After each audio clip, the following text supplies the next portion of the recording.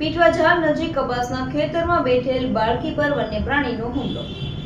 અમરેલીના પીઠવા ઝાડ નજીક વન્ય પ્રાણીએ હુમલો કર્યો હતો।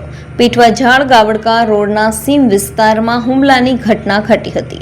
કપાસના ખેતરમાં બેઠેલ બાળકી પર વન્ય પ્રાણીએ હુમલો કર્યો હતો। 5 વર્ષની પરપ્રાંતીય ખેત મજૂર બાળકી પૂર્વી છોટુભાઈ વસ્કેલ પર વન્ય પ્રાણીએ હુમલો કર્યો હતો। બાળકીની ચીસાચીસથી વન્ય પ્રાણી નાસી છૂટ્યું હતું।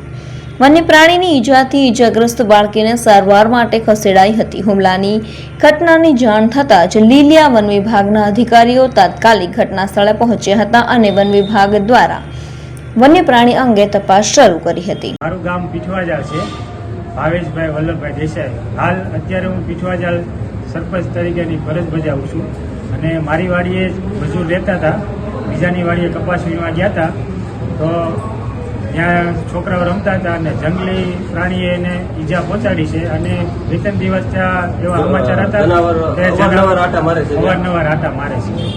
એટલે ફોરેસ્ટ વિભાગવાળાને ફોન કર્યો તો એ લોકો આવી ગયા અને છોકરીને અમે સિવિલ હોસ્પિટલ લઈને આવ્યા છીએ અને અત્યારે સારવાર ચાલુ છે અને ફોરેસ્ટ વિભાગના માણસો પણ અહીંયા હાજર છે।